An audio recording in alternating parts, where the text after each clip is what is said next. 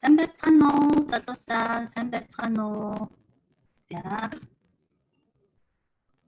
Одоо 9 цаг болоод бид нар өнөөдөр нэгэн гайхалтай зочинтой ярилцах байгаа. Удахгүй лайв маань хэлэх гэж байна. За, дуу маань сонсогдож байна гэж хэлээрэй. Сайн байцгаана уу? Өглөөний мэнд Монголд байгаа хүмүүстээ. За, угаагч маань удахгүй ороод ирэх байхаа.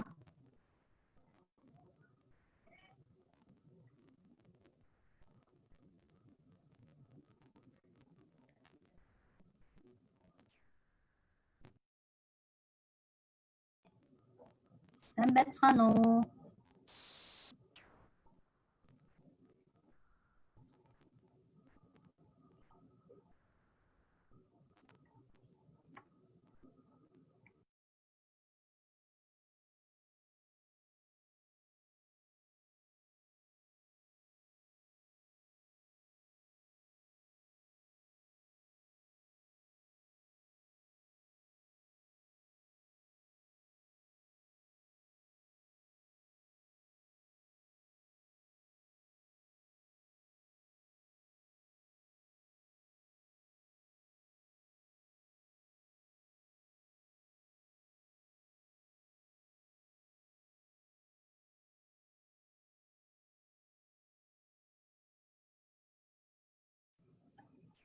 Байна уу?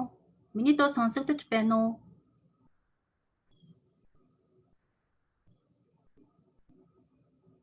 Дуу болж байна гинэ. За манайхан лайв явж байгаа хооронд би хажууд тийшээ харж байвал та нарын комментиг уншиж байгаа гэсэн үг шүү. Одоо угаагч маань удахгүй ороод ирэх байх. За тэр бол бүгдээрээ дуугаа шалгаад хүмүүс орж ирж байгаа юм үлээ. Миний дуу сонсогдож байна уу? За дуу сонсогдож байгаа юм байна. За өнөөдөр бүгдээрээ маш гоё лайв хамтдаа хийнэ. За хүмүүс орж ирэхдээ жоохон хүлээг. За угаагч маань удахгүй ороод ирэх байхаа.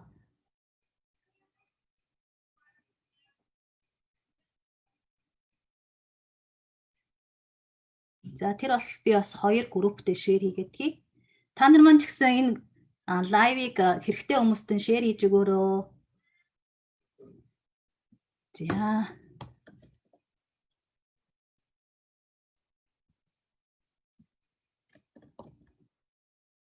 За угаагч ороод ирлээ.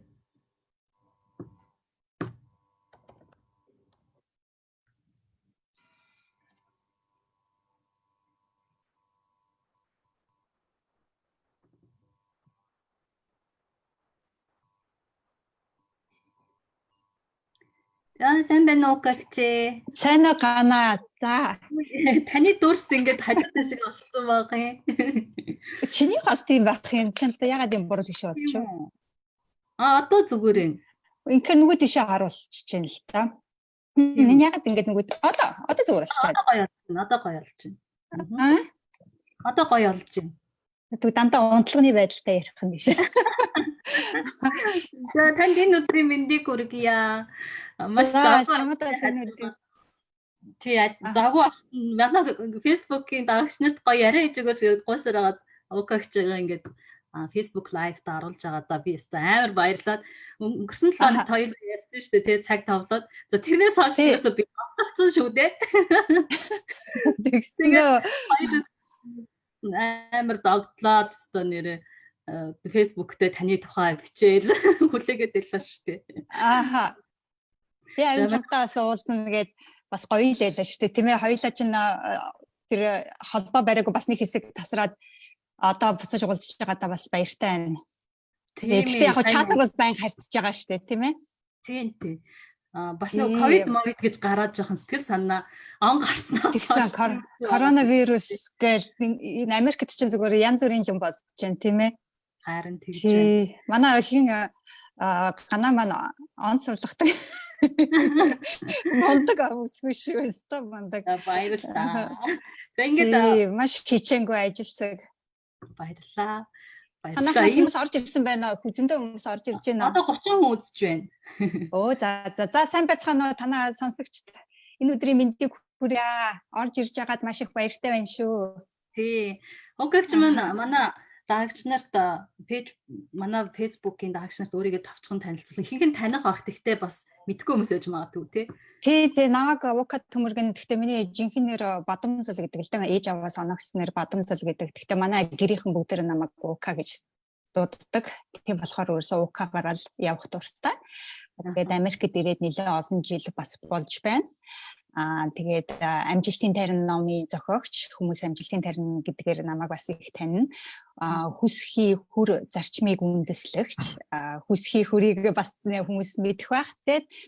Тэгээд онлайн эрхлэгч, онлайн бизнес эрхэлдэг. Тэгээд хувь хүний хөгжлийг бусдад түгээх зорилготой байдаг, тийм ээ. Тэргээ YouTube-ээр подкаст, өөрийнхөө вебсайтаар мөн онлайн сургалтууд гэх зүйлүүдээр аль болох олон хүмүүстэй өөрийнхөө амьдралыг өөрчлөөсөө хүсэж байгаа тэр амьдралдаа тэрийг бодит болгосоо гэж би өөрөө чин сэтгэлээсээ хүсдэг учраас тодорхой хэмжээгээр бас туслая гэж боддог л доо. Тийм болохоор энэ YouTube бичлэг, подкаст, контент тийм ээ бүгдийг хийж байгаа тий. Би одоо Укагч хажуу тийш харах юм бол өөр дэлгэцэн дээр хүмүүсийн комментуудыг уншиж байгаа. Тэг зүгээр. Манай хамаагүй. бас харуул намайг хажуу тийш хараад ах юм бол та нар комментиг уншиж байгаа гэж ойлгоорой. За Укагчс би хэд хэдэн асуулт асуухаар бэлтгэсэн байгаа. Намайг асуулт та нар маань асуултууд манай үзэж байгаа үзэгч нар маань бас асуух асуулт байл коммент хэсэгт бичээрэй. Тэгээ бүгдээрээ гоё ярилцаад явах байгаа.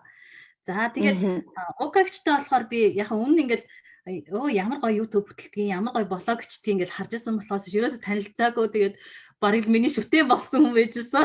Тэгсэн чинь трафик нэг гэдэг онлайн бизнесийн сургалт зарлангууд би хамгийн дөрөв гараа өргөөл нэг сургалтанд нь оролцоо. Тэрнээс хойш нэлээд татан танилцсан тий.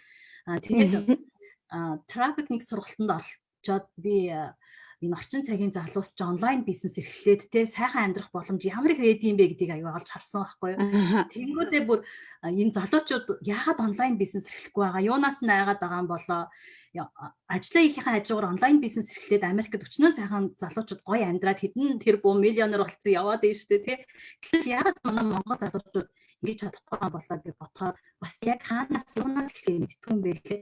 Тэгээ энэ талаар хоёулаа яриагаа эхлэе гэж бодож байна. Та одоо яг онлайн бизнес эхлэж байгаа хүмүүст юу гэж одоо зөвлөх вэ? Юунаас эхлэх? Монголд байгаа залуучууд маань бас мэдлэг дутсных тийм ээ. Тэр болгон гарын авлага байхгүй. Бид нар ч юм уу хийх хүсэл маш их байгаад байдаг мөртлөө яг юунаас эхлэхээ мэдэхгүй тийм тохиолдол зөндөө гардаг ч тийм. Тэгэхээр энэ үед онлайн бизнес бол би хийх дуртай л да. Ер нь орчин үед яг өнөөдрийн байдалд бол онлайн бизнес шиг сайхан бизнес гэж ер нь бол байхгүй байна тийм ээ. Гэртээ сууж агаад бүгдийг хийждэг, гэрийн аккаунтны утастай сууж агаад хажуудаа хүүхдээ суугнаа авчулж агаад ажиллаа хийждэг тийм сайхан бизнес гэж юу аах вэ тийм ээ. Тэгэхээр 24/7 онлайн бизнесийн гол гоё гэдэг нь ерөөсө 24/7 24 цагийн турш 7 хоногийн турш бүх өдөр нөгөө орлого орж ирж байдаг нь айгүй сайхан л та. Одоо шилбэл нөгөө бизнесийн цагинд баригдахгүй нөгөө 5-9 ч юм онгоогоо хаахад тэр хооронд л орлого орж ирнэ шүү дээ тий. Хаагаад гэртээ хараад унтсан хойно бол орлого орж ирэхгүй ягаад гэвэл дэлгүүр хаагдсан, үйлчилгээний газар хаагдсан ч гэдэг юм бизнес тодорхой хэмжээгээр тараа явчихдаг учраас онлайн бизнес бол ерөөсөө 24/7 орлого орж ирнэ. Тал басаад ирэхэд орлого ороод ирсэн байна. Усанд ороод гарч ирэхэд орлого орсон байна сайхан. Хоолоо тий бадан хөдөлчүүн дээр паридад гэртээ ирэхэд өчнөө орлогод ороод ирсэн байх жишээтэй. Тэр нь айгүй гоё байдаг. Байнга нонстоп. Сая энэ коронавирус боллоо. Бүх бизнесүүд хаагдлаа штэ тийм ээ. Бүгд хаагдаад хүмүүс гэртээ байж хаад онлайн бизнес бол явагдсаар л байгаа хгүй ордерууд орж ирээл байгаа захиалга орж ирээл байгаа шуудан эдгээр чинь ажиллаж байсан шүү дээ тийм шуудан бол заавал essential business гэдэг ажиллаж байсан тэгэхэд зүгээр шуудан дээр очиад нөгөө бараа бүтээгдэхүүн юу байдгийг тэрийгэ явуулах боломжтой тийм болохоор онлайн бизнесийн давуу тал нь тийм байна л да тэгээ мөн дэлхийн аль ч өнцөгт бизнесээ хийх боломжтой тийм ээ одоо шууд миний онлайн бизнес байлаа гэх юм бол дэлхийн аль ч өнцөгт хүмүүс худалдаж авдаг, Польшоос худалдаж авч байхад, Африкаас худалдаж авч байхад, Гонконгоос худалдаж авч байхад, Канадаас худалдаж авч байхад, тэгээд Америк дотроо хүмүүс нь худалдаж авч байхад жишээ. Тэгэхээр тэр нь ямар ч ялгуурлах зүйл байхгүй. Зөвхөн энэ Америк бол Америкта, Монгол бол Монголдо, энэ хятад бол хятадтаа гэх тийм юм байхгүй. Ерөөсөө дэлхийн аль ч өнцөгт бизнесээ хийх боломжтой. тэр боломжийг нь гаргаад өгсөн байгаа тохиолдол тийм ээ. Мөн өдрийн аль цагт ажиллах боломжтой. Хүссэн өөрийнхөө цагийн хуваарьаар ажиллана гэсэн үг байхгүй. Заавал нөгөө ажлын 9-с 5 цагийн хооронд ажиллаа хийн гэсэн үг байхгүй. Шөнө осоод 3 цагт ч хийсэн болно. Өдөр 4 цагт ч хийсэн болно. Өдөр 12 цагт ч хийсэн болно. Тэр нь бас надад их таалагддаг байхгүй. Яг өөрийнхөө цагийн хуваарьаар ажиллах. Юу н онлайн бизнес, хувийн бизнес чинь тийм байдаг шүү дээ, тий. Тэгээд интернет байгаа тохиолдолд аль ч нөхцөл бизнесээ явуулна гэсэн үг байхгүй. Гэртээ явуулж болно. Сайхан амралт аваад гэрийнхэнтэйгээ гадагшаа гараад буудалд очиод хон тий. Сайхан байж хад интернет байгаа бол тэнд ажиллаа явуулах боломжтой. Гэр энэ Америкт ялахад Монголд очлоо гэхэд Монголд интернет байгаа Монголоос явуулах боломжтой. Монголд амьдарч байгаа хүмүүс Япон явлаа гэх юм бол Японоос ажиллаа бизнесээ хийгээд яваад авах боломжтой. Учираас давуу тал нь гэд яриад ах юм бол маш их давуу тал байгаа да. Тэгээ хамгийн гол нь онлайн бизнес эхлэхийн тулд яг юунаас эхлэх хэрэгтэй вэ гэвэл хамгийн түрүүнд за та яг ямар талбар дээр бизнесээ эхлүүлэх гээд байгаа юм гэдгээ маш тодорхой гаргах хэрэгтэй. Тэгээ өөрөөсөө асуух хэрэгтэй. Жишээлбэл одоо өөрөө та юу сонирхдаг вэ? Юунд авьяастай вэ? Юунд туршлагатай вэ? Тэ юугаар мэдлэг гихтэй вэ? Тэр бүгдийг өөрөө тооцоогоо гаргана гэсэн үг. За би энэ хүн байна. Би энд юу дуртай? Миний хобби юу? Сонирхдаг юм юу? Миний авьяас юу вэ? Чадварууд юу вэ? Мэдлэг юу вэ? Туршлага юу вэ? Бүгдийг нь тооцож үзээд тэрийг цаасан дээр бичээд тэ үзэх хэрэгтэй байхгүй. Тэгээд яг аль нэг нь би барьж хамгийн түрүүнд санаанууд дотроос аль нэг нь би барьж авбал цааш нь хаяхгүй өргөжлүүлэх вэ гэдгээ өөрөө мэдэх хэрэгтэй. Тэгэхгүй нөгөө сонирхолгүй юмараа эхлүүлчихдэг. За энэ төрөөс хүн бүхэн энэ бизнес л ер нь явштай бизнес гэж бодсон тий. Ягаад гэвэл хүн бүхэн хийгээд байгаа ч юм уу эсвэл хүн бүхэн тэр бизнесийг хийгээд мөнгө хийгээд байгаа ч юм уу тий. Тэгээ явштайгаа бодоод хийх юм бол тэр чинь өөрөө сонирхолгүй бол бас цааш нь аваад яваад байх хэцүү шүү. Ягаад гэвэл анх бизнес хийж байгаа чинь тийм амархан бизнес хөл дээрээ зогсохгүй хийх ажлууд зөндөө байдаг учраас дунд нь яг бүдрэх үеуд гарна. Тэр үе дээрээ шууд буугаад өгчдөг байхгүй. Хэрвээ өөрөө сонирхолтой бол цааш нь сонирхлынхаа дагуу яваад байх талтай байдаг учраас тэрийг маш сайн гаргах хэрэгтэй. Тэгээд тэр тал сая та нөгөө нэг сонирхол гэж ярьсан чинь сүүлийн үед нөгөө хүмүүс passionate аг гэдэг байсан чинь одоо үед айгүй өөрчлөгдөд passion биш яг сонирхлоо даг. Тэгхийн бол чи одоо passion гэдэг чинь нэгсэн хүнд айгүй дарамт болчиход байна гэж байгаа байхгүй юу тий. Нэг хүн зүгээр ажиллаа гэсэн чинь passion олоогүй болов гэж амар дарамтанд ордог гинэлтэй. Тэгээ таны чинь яг ингээд сонирхлоо дагж юм аа гэдэг оноо гой харагдаад байгаа байхгүй тий.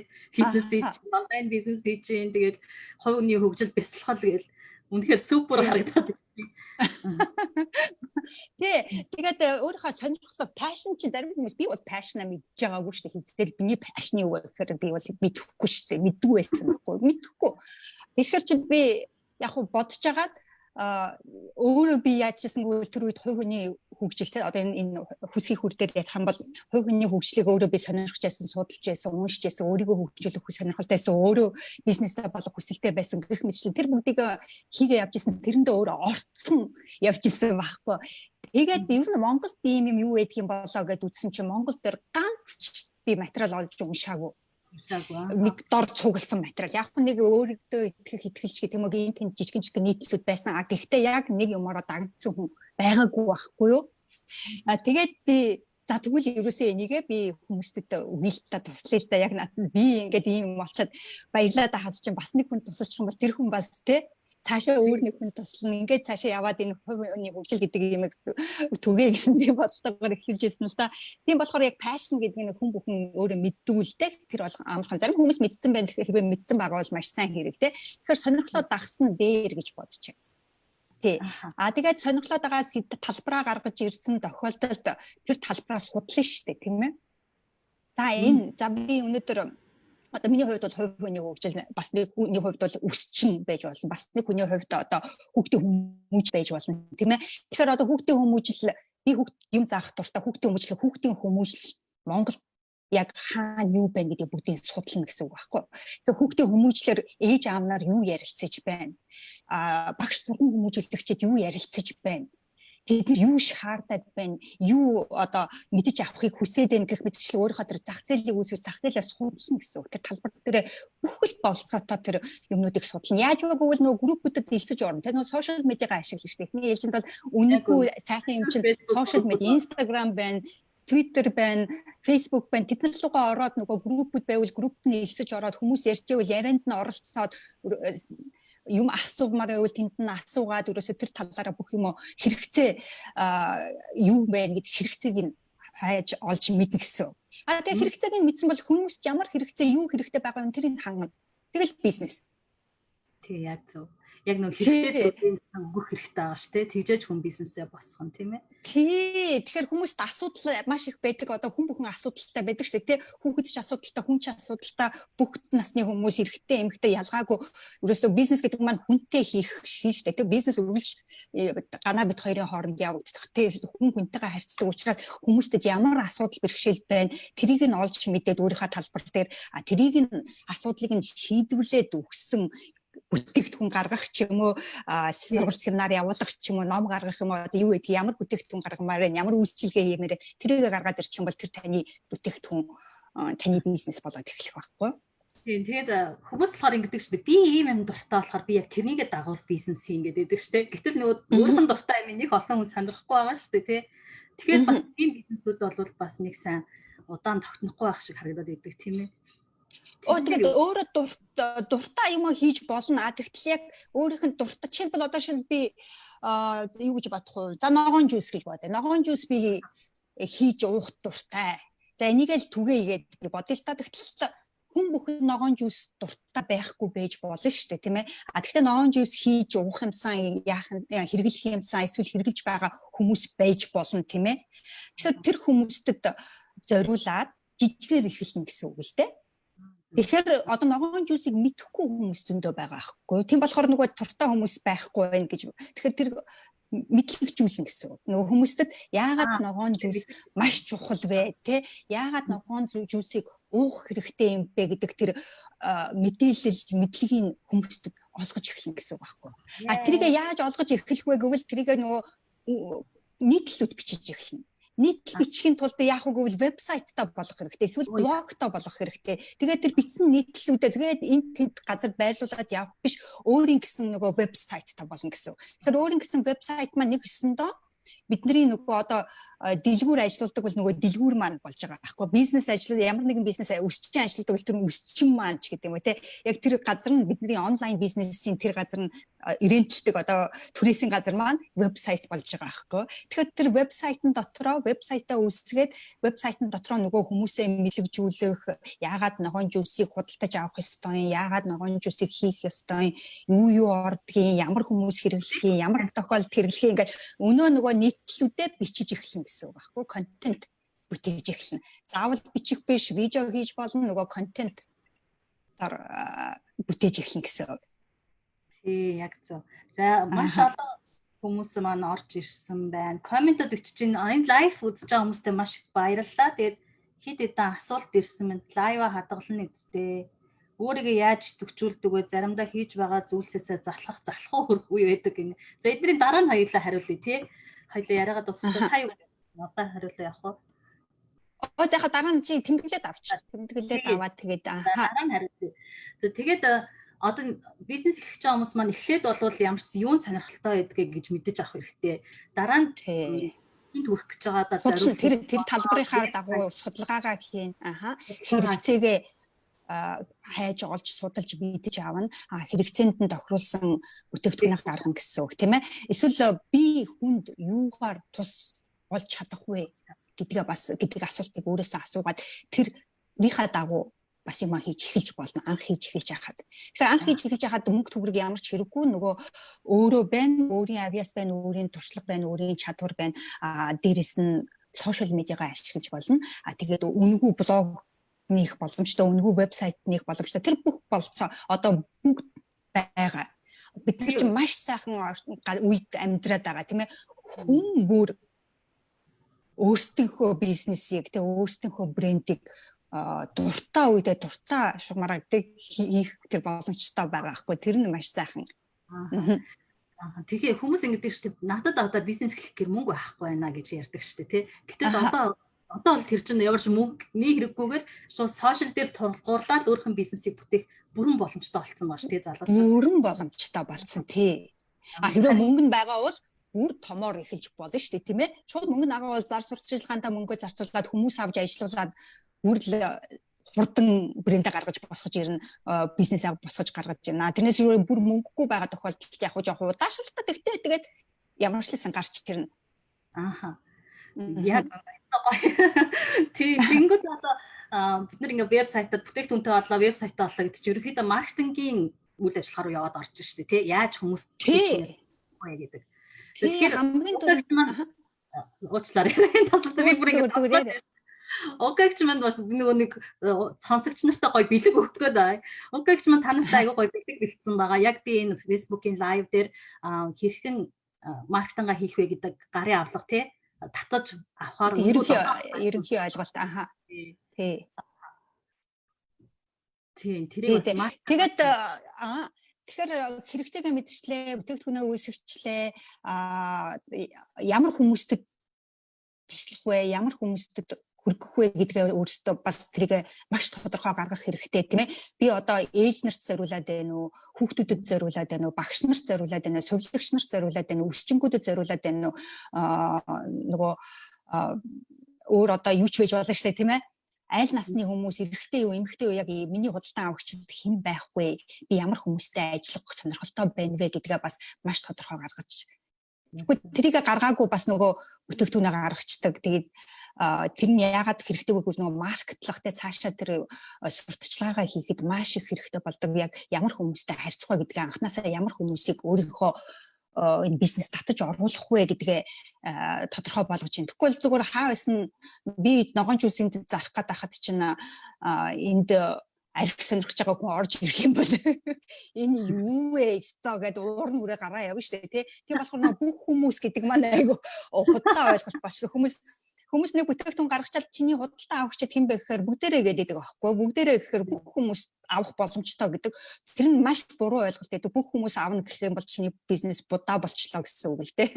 Хин ч авахгүй гэсэн. Тийм болохоор бизнестэй яг ямар хүмүүсийг татаад байгаа юм бэ гэдгээ тодорхойлцсны дараагаар тэр хүмүүстэй хандаж нөгөө контент бүтээх ч юм уу сурталчилгаагаа явуулж иж яг хэрэгтэй хүмүүс нь орж иж таны бүтээгдэхүүнийг авах байхгүй. Тэрнээс дунд нь цацаа аячих юм бол тэгээд янз бүрийн нөгөө трафик татж байгаа шүү дээ. Хөл хөдөлгөөний вебсайт руугаа татчих гэсэн хавийн нэг хаамаагүй хүмүүс ороод ирэх юм бол зөв өсрөл буцаагараа явчихаар таны мөнгө, цаг бүх юм хайрын урсаад алгуулна гэсэн үг байхгүй. Тийм болохоор тэрийгээ сайн тодорхойлох хэрэгтэй. Нара өөжи баярлалаа. Онлайн бизнесийг улам их судалж хэрэгжүүлж эхлэх нь яалтчгүй одоо цаг үе дагсан хэрэгцээ мэдлэг болоод байна гэнэ. За баярлалаа. Маш гоё комент өгсөн байна. Тэгээд бүх юм гаргачлаа гэсэн тохиолдолд тэгэл жинхэнэ нөгөө маркет эхлэх шүү дээ. Маркетер хүн бүхэн маркетер болох хэрэгтэй. Одоо энэ орчин үед бол хүн бүр маркетингийнхаа мэдлэгийг өргөжүүлж сурч мэдж сурах хэрэгтэй. Хүмүүс нөгөө бизнестэй бол заавал нөгөө зар сурталчилгаа явуулж иж маркетинг гэж ойлгоод байдаг. Яг үний хэрэгтэй бол маркетинг тийм биш. Одоо хүн нэг ажилд орох чинь гэдэг чинь л өөрийгөө маркетлж чинь гэсэн үг шүү дээ, тэ. Тэгэхээр хувь хүний хүн бүрийн эзэмшсэн байх, энэ орчин үед эзэмшсэн байх ёстой нэг чадваруудын нэг гэж би боддог. Тийм болохоор маркетинг маш сайн сурах хэрэгтэй. Сураагүй тохиолдолд нөгөө бизнесээс цааш нь олон хүндэд түгээж хүргэж чадахгүй шүү дээ, тийм ээ. Вебсайт руугаа олон хүн дуудаж оруулж ирч чадахгүй, сошиал медиа руугаа олон лайк авах, фэн ч юм уу эсвэл тийм юм үсгэж чадахгүй. Тийм болохоор хамгийн чухал юм нь бол маркетинг судалж тэгээд бизнесээ цааш нь хөгжүүлэх гэсэн. Одоо тэгэхээр маркетинг чинь ерөнхийдөө сошиал медиагаар хүмүүс агив хийгдэт байгаа шүү дээ. За яг зураг радио хэмжүүлэлт маркетингийн аргаараа ол явж байгаа. Тэр дундаа одоо сүүлийн үед болохоор сошиал медиа, Facebook, YouTube гэд байж байна. Гэхдээ тэр дундаас одоо подкастууд аягүй их хүчээ аваад ах шиг санагдаад байна тий. Би бас нэг подкаст гаргая гэж бодсон. Тэрэн дээр тэгээ одоо би подкаст эхлүүлэе гэвэл та юу зөвлөх вэ? подкаст одоо айгу хүмүүс YouTube-ээр видео хийж байгаа подкаст надад их амархан санагдаж шүү дээ. Яг гэвэл YouTube дээр заавал нөгөө нүур амаа янзлан, хувц хунараа солино, яг гэвэл хүн шууд хараад үздэг болохоор бэлтгэх үйл ажиллагаа маш их байдаг. Тэгээд нөгөө яриагаа засна, тийм ээ, юм уу мартвал яанага сандарна гэх мэтчлэнгээ. Тэгэхээр подкаст болохоор ч нөгөө нүүр царай харагдахгүй учраас бичнээ уншаад явдаг ч юм уу бас их шууд хийхэд арай илүү амархан юм шиг надад санагдсан шүү дээ. Тэгэхээр подкастинг хийж эхэлж болно. Подкастинг хийхэд бас л түрүүнийхтэй адилхан тийм ээ. Яг бизнес нэгсэндээ подкастаа цааш нь хөгжүүлээ тэрийг бизнесээ ч хийх боломжтой шүү дээ тийм ээ. Тийм болохоор подкаст мөн ялгаагүй эхлээд нөгөө санаануудаа гаргаж ирнэ шүү дээ. Би яг подкастаа ямар сэдвэр хиймээр байна гэдгээ мөн ялгаагүй 1 2 3 гээд чагсааж бичнэ өөрийнхөө санаанууд орж ирж байгаа бүх санаануудаа бичээл те. Тэгээ тэр дотроосоо яг бас л би юугаар нөгөө түрүүний туршлагатай вэ, мэдлэгтэй вэ, чадвартай вэ, авьяастай вэ тэр бүгдийг гаргаж ирээд яг ямар сэдвийг барих вэ гэдгээ гаргаж ирэх нь хамгийн чухал. Тэгээ бас түрүү хэлсэн миний сонсогчид ямар хүмүүс байх вэ? Би яг энэ сэдвээ ямар хүмүүстэй зориулж байна вэ? Жишээлбэл хувь хүний хөгжил байлаа гэхэд хувь хүний хөгжил чинь хүүхдэд зориулсан байж болно. Хувь хүний хөгжил өсвөр насныханд байж болно. Хувь хүний хөгжил дундаж насныханд, ахмад насныханд байж болно. Аль ч хүмүүс байж болно шүү дээ, тэ. Тэгтэл хүүхдийн юмыг хийхэд арай ондоо, том хүмүүст юм хийхэд арай ондоо шүү дээ, тэ. Тийм болохоор миний сонсогчид хэм бэ гэдгээ маш сайн гаргаж ирэх хэрэгтэй. Тэгэл дууга хураагаал бичсэн юм уншаал тэгэл тий. Тэгээд ямар маягаар явуулмаар байна вэ гэдгээ бас төлөвлөн л дээ. Яг тэгвэл зөвхөн чи өөрөө контентоо бэлдээд тэрийг хийгээд явах уу? Эсвэл өөр чамаас гадна ондоо өөр хөтлөгч байх уу? Тэ? Эсвэл подкастнда дандаа хүмүүс өөрж ирж авчрах уу? яг юм. гэдэг юм уу те яг ямар шоу маягаар яаж явуулах вэ эсвэл аль аль нь ч юм уу гэж болно шүү дээ тийм ээ тий тэгэхээр ямар шоу маягаар яаж явуулах вэ гэдгээ сонголтоо тэгээд сонгоцсон тохиолдолд нөгөө бэлтгэх үйл ажиллагаа байна бэлтгэх үйл ажиллагаа нь юу вэ гэвэл нөгөө микрофон хэрэгтэй байдаг подкастыг хүмүүс нөгөө сонсдог учраас дуу маш сайн цэвэрхэн гарсан байх учраас хаана хийх үү би болохоор заримдаа нөгөө дуу цэвэрхэн бичих шаардлагатай тохиолдолд нөгөө шкафын дотор орчдөг байхгүй.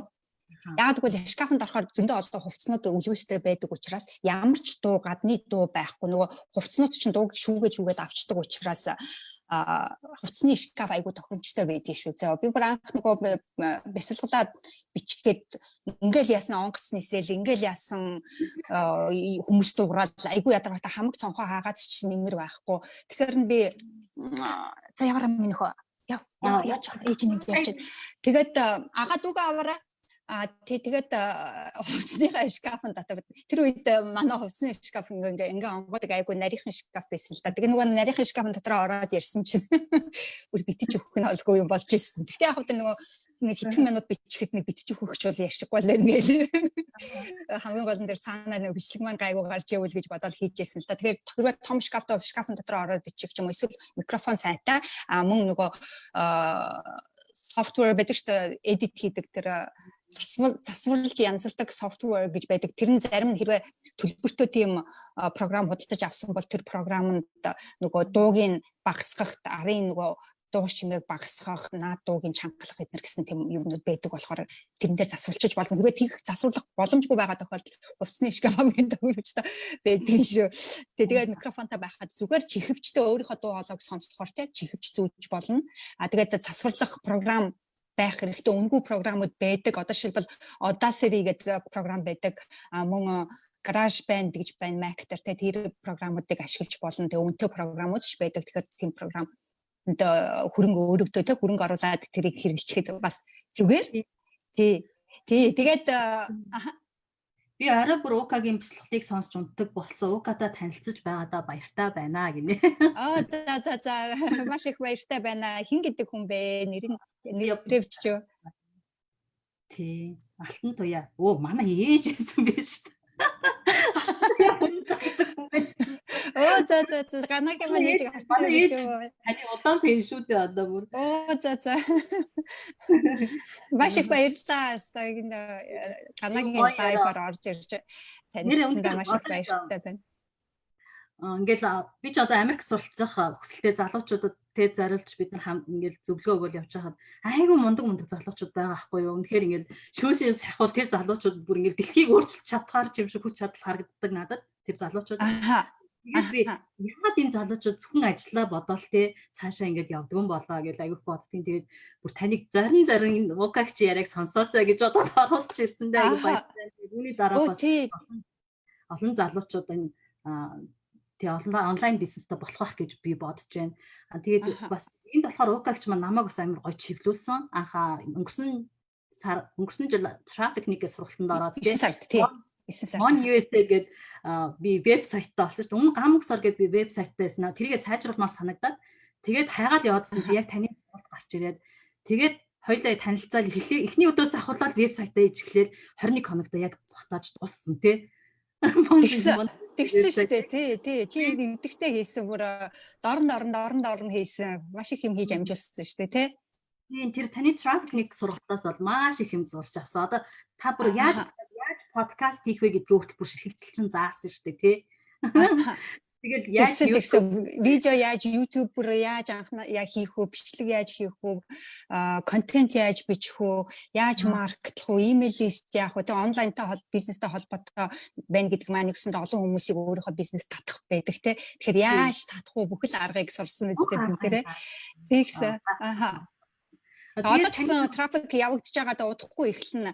Одоо 6 сар гэхэр чинь 6 сарын сүүлээр трафик хаалгаа их гэж нэ. Тэгэхээр холбоотой байхгүй юу? Тэгээд би зарлаад эхэлсэн. Миний Оросонд бол үнээр алдахгүй маш том хөрөнгө оруулалт болсон. Тэгээд тэрний дараа Mon USA гэдэг би нөгөө вебсайтаа гарсан дараа Mon USA YouTube-тай болсон. Тэгээд таны заасны дагуу одоо нэлээд хөөрхөн видео болсон. Бас нэлээд мундаг сайн байна. Үзэх дуртай болсон.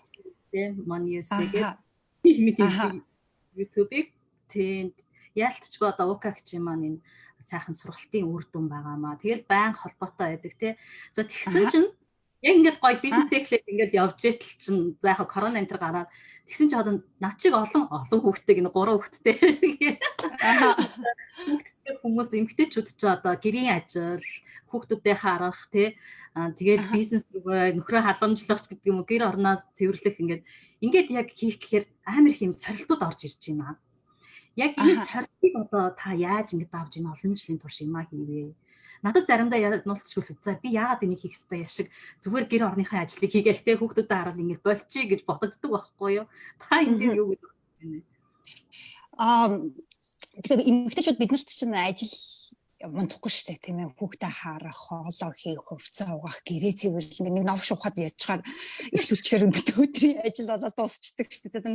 Нөгөө төр цаа маргааш болоо гэсээр нэг мэдхий бид нар өөрсдөө ядарсан бүр тэгээд нөгөө хамгийн гол нь хүн бүртээ бид бүгд эмэгтэйчүүд зөвхөн эмэгтэйчүүд биш ер нь хүн бүр дотроо өөрийн нэг мөрөөдөлтөй тийм нэг юм хийгээд бүтээчих гэсэн тийм бодол байдаг. Тийм бодлого хүн гэж баг байдаггүй байхгүй гэж хэлж байгаа ч гэсэн би эмэгтэй гэрийн эзэгтэй байхад дуртай гэж айгүй олон үсгүүчид бас тэгж хэлдэг л дээ. Гэхдээ гэрийн эзэгтэй болоод ирэх юм бол тэр нь бодол нь өөрчлөгдөд эхэлнэ л ахал да.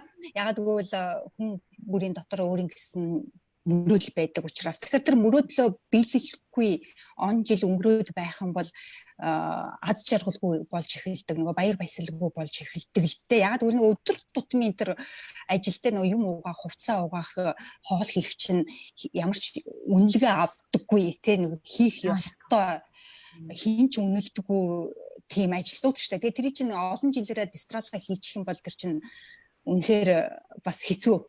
Тэгэхээр айгүй олон хүмүүс үгүй би юмаа хиймээр байна гэдэг укагч яах вэ гэж асуудаг. Тэгэхээр миний өгөх зөвлөгөө юу вэ гэвэл хардаа бид нарт бүгдээрэнд нь тэр хоолоо хийх цаг гаргадаг байхгүй.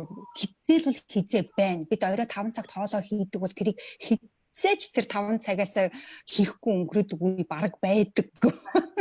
Хүүхдээ бид нар яаж хийж байгаа л хардаг. Хувцаа яаж хийж байгаа л угаадаг. Тэр цагийг бол бид өрөөсөө бүр гаргаас сурчсан байгаа.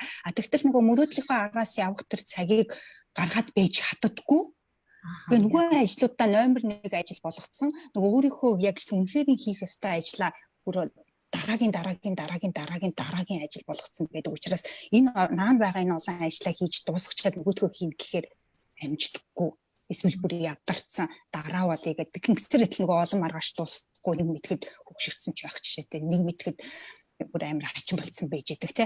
Тэгэхээр яах хэрэгтэй вэ гэвэл одоо тэр нөгөө хийх гээд байгаа тэр ажлаа хамгийн номер 1 хийх ажил болгох хэрэгтэй. Тэрийг хамгийн номер 1 хийгээд дууссан тохиолдолд гэтээ тэргүй нөгөө хоол угаах хүүхдэд харах тэр ажлуудыг бид нэр гарчсан айгу монд хийдэг болчихсон учраас яаж хийж байгаа бижигдэл хийж амжин ямар ч нөхцөлд хамгийн эцсийн мөчөд ч гэсэн хийж чадах ажлууд байгаа байхгүй. Мэдээж хүүхдэд харахгүй тэгээд хамгийн өөрийнхөө юм хийгээд ахаар хүүхд яах юм өвдчүүл яах юм гिचүүл яах юм гэж хүмүүс бас тийм шалтгууд тавиад эхэлж л байгаа юм да.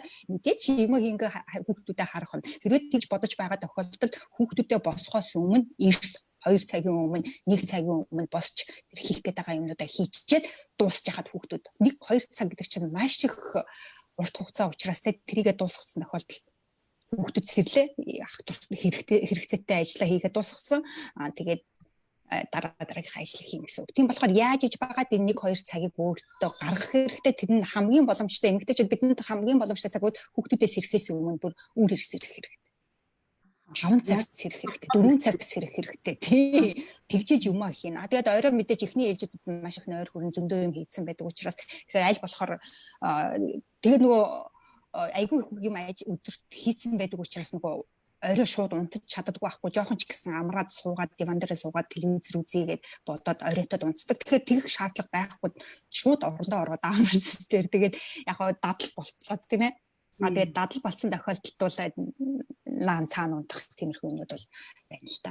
Тэгэхээр өөртөө хамгийн түрүүнд тэднийг номер 1 ажил болгох. За хоёлаа бүр яриад 35 минут өнгөрцөн байна шүү дээ. Оо ийм хурдан уу. Хоёлаа сонсогчныхаа асуултанд хариулъя тийм ээ. Тэгээ. За орж ирж байгаа хүмүүстээ баярлалаа. Уг агчтай маш их баярлалаа. Энэ гоё цагаа гаргаж байгаад.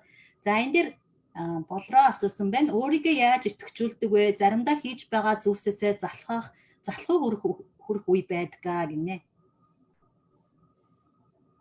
Одоо яагаад залхуу хүрч ийна гэдгээ өөрөөсөө асуух хэрэгтэй л дээ. Аха. Тэгэхээр ер нь бол өөртөөгөө маш их сайн харьцаж явах хэрэгтэй. Яагаад би зогсч юу? Яагаад би залхуу хүрч юу? Юунд болохоо байж юу? Яасан чинь би буцаа бариад хийч юу?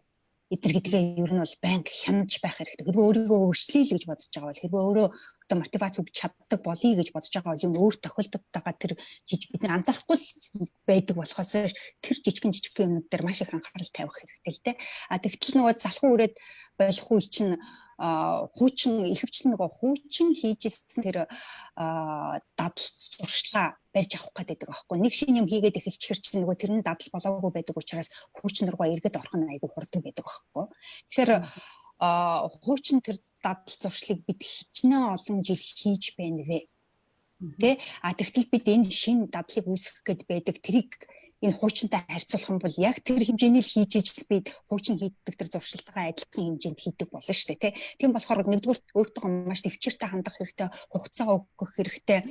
Тэгээд байнга өөртөө урам өгөхтэй. Хэрвээ ингээл яхад дасгал хийхээс залхуу үрээд авах юм бол дасгал хийж байгаа хүмүүсийн бичлэг үзэх хэрэгтэй шүү дээ. За өнөөдөр би юу дасгал хийх, нэгхэн л дасгал хийж, ерөөсөө нэг гизний дасгал хийх үү, эсвэл хүлний дасгал хийх, нэгхэн л дасгал хийж, гарны дасгал хийх үү, тэрийгээ сонгож аваад ямар дасгал хийх үү гэдгээ урд өдөр нь мэдсэн байх жишээд ч юм уу хийхээс өмнө мэдсэн байх жишээд юм те тэрийгээ л ерөөсөө хийж чадахгүй нөгөө хийгээл дасгал хийхээ ямар дасгал хийх үү гэж мэдэхгүй тийм ээ тэгэл мэдэхгүй учраас нөгөө Instagram руу орно YouTube руу орно нөгөө бичлэг үзнэ өөр цааш нь өөр гээл бүр ухаад алга болоод нэг мэдсэн нөгөө дасгал хийх цаг нь өнгөрцөн дараагийн ажил гараад ирсэн баг тийм болохоор тэгж шаардлагагүй ерөөсөө нэг гидсний дасгал хийхэд ямар дасгал хийх үү за ерөөсөө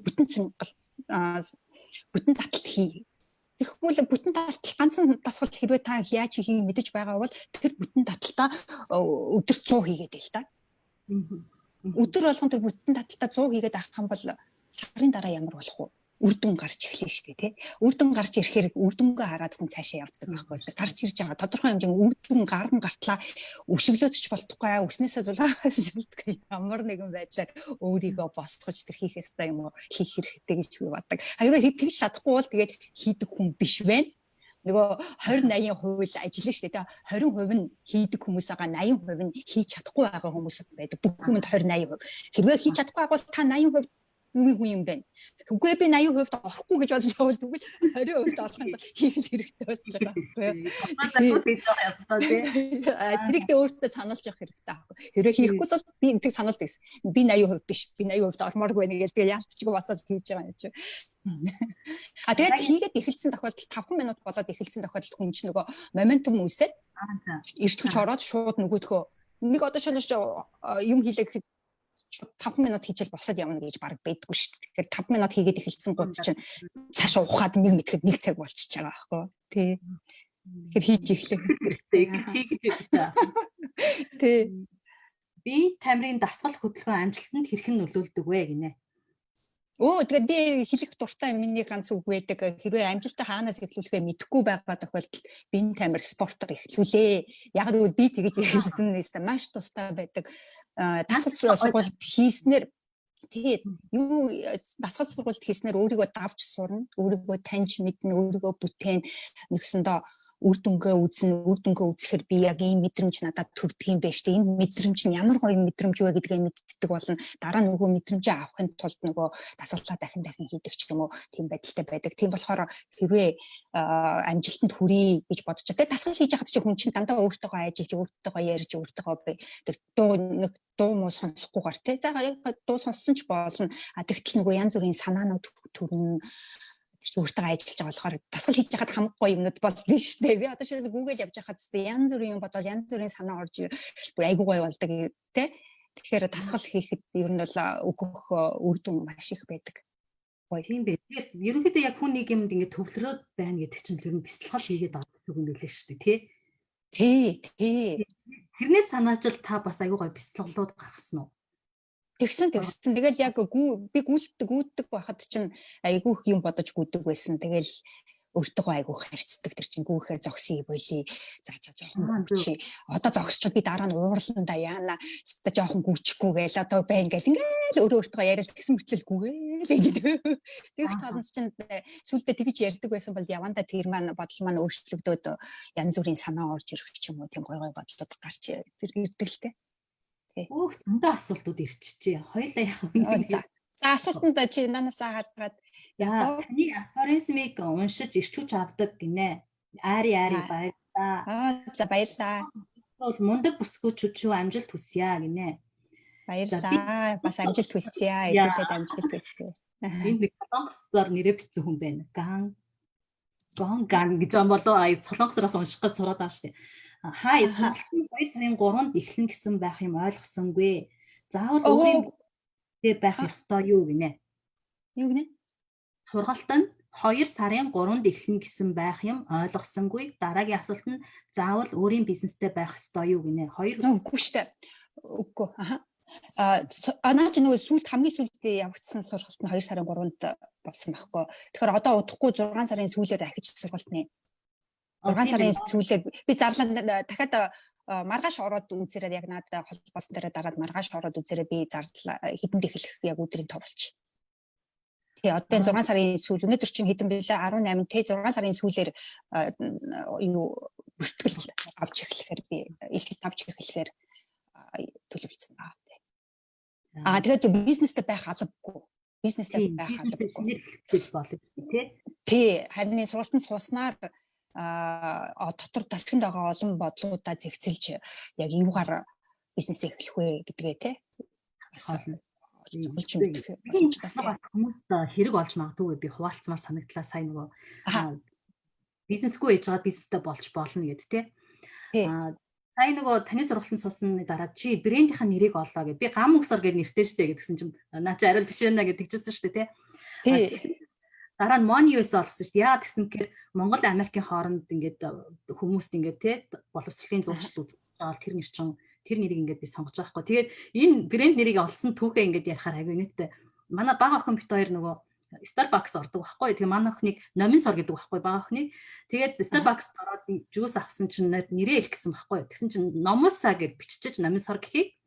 Тэгээ би ингээд үгүй эн чинь ямар айтайхан нэр вэ гэж харж байгаа байхгүй юу. Тэгээ вебсайтын домен нэрээ авах гээд Номуса гэж бичсэн чинь тэр нэр нь $2400 зарна гэж идэг байхгүй юу. Тэгэхээр за би ийм нэр ингэж худалдаж авах үү гэж бодоо ижсэн чинь гинт толгойд Хүү энэ номосоо чинь эргүүлээд харахаар моноосоо олж штэ гэж бодоод тэгээ ингээ ороод үзсэн чинь яг тэр номын нэр нь бэжсэн байхгүй юу. Амар гоё.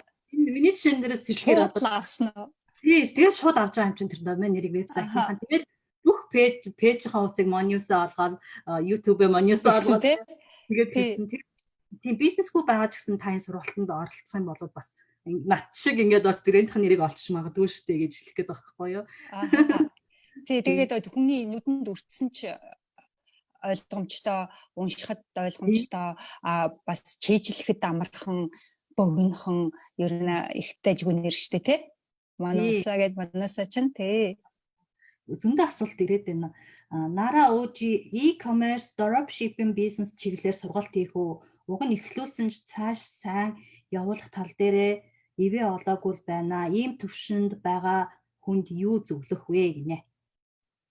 E-commerce dropshipping трафикт бол ороогүй. Яг бол трафикт бол вебсайт руугаа хэрхэн яаж нөгөө трафик татах вэ гэдэг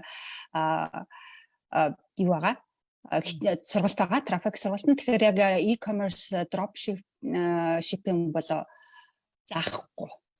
Тэгэхээр dropshipping e-commerce-тэй холбоотой номнууд их байдаг. Тэгэхээр тэднийг орж тэр номноос судалсан дээр ах. Гэхдээ энэ дээр бизнесийн аргууд чинь ерөөхдөө нэг л жамаараа явж байгаа шүү дээ. Тэ ерөөхдөө яг ямар ч бүтээгдэхүүн үйлчлэгээтэй байсан вебсайтаараа л бизнесийн маркетингаа хийн, YouTube ч юм уу те. Тэгэхээр бүхэл бизнестэй ч гэсэн орох хэрэгтэй болов уу гэж бодож байна. Тэгэхээр нөгөө ивэ олохгүй байна гэх юм бол тантай ингээд хоёлоо ингээд шууд ярилцсан. Одоо энийг яах вэ гэл те.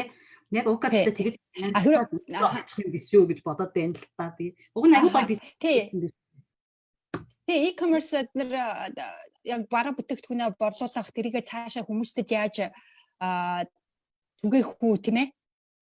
Тэгээд хэрвээ худалдан авагч үйлчлүүлэгч маш их хэмжээгээр орж ирсэн тохиолдолд чинь бид нэр dropshipping хийчихдэг шүү дээ. Тэ өөрөө тэрийг shipping гэдэрээ хийгээд байхгүй dropshipping компаниудаар хийлгүүлээ явцдаг. Тэр чинь бас automation дотор оруулж байгаа байхгүй автомат болгочихж байгаа. Тэгэхээр маш их амархан болдог. Онлайн бизнесний бас давуу тал нь тийм л дээ. Тэгээ хэрвээ тэр талаас суралцъя гэх юм бол бас асууж болно. Би тийм хичээлүүд оруулж болно. Би нөө трафик сургалтандаа оруулж байгаа хүмүүсээс дандаа асуудаг ямар юм үзмээр байна, юу сонирхож байна гэдэг яг тэр хүслэр нь бол дандаа байнгын нэмэлт хичээлүүд оруулж байгаа. Чиний. Тэгэхээр би тэр dropshipping эднэрийг дараас оруулах хэрэгтэй юм байна. Би бас гой санаа өгч байна. Гой бизнес хийсэн байна. Тэг Монголд яг одоо тэр чинь айгу дутагдаад байгаа байхгүй тий. Монголд энэ гадаад энэ байна л да. Гэхдээ Монголд чинь ийм shipping-ийн үйлчлэгэн дээр гол юм нөгөө хаягжуулах асуудал аяа. Шуудангийн тий асуудал айгу хэцүү байдаг шүү дээ тий. Гэхдээ одоо тэр Монголд бас гайгүй болж байгаа ах шүү тий. Одоо тэгэхээр миний хэлж байгаа хүргэлтүүд их байгаа шүү дээ. Одоо өөрсдөө хүргэж өгдөг. Тий, яг энэ хүргэлтийн компаниуд л одоо энэ хувьслыг Монголд хийх байх гэж би бодоод байгаа байхгүй тий. Тий. Тэгээ ер нь бол улам цаашаа хөгжин угаасаа юм чинь бүр идэвхтэй болж айгуу сайхан хөгжин гэж би бодож байна тий. Тэгэхээр Nara OG энэ бизнесээ цааш нь хаяггүйгээр арга ивэн олоод явуулж явах хэрэгтэй юм шиг надад санагдав. Хаана байгаа тэр асуулт асуусан өөрөө хаана байгаа? Монголд байгаа юм уу? Nara OG хаана байгаа юм болоо? Мэдгүй одоо. Тэрээс энэ Америкт нар байгаа Америк юм уу, Канада юу эднэрт бол зөндөө байгаа шүү dropshipping эднэр чинь. Тий.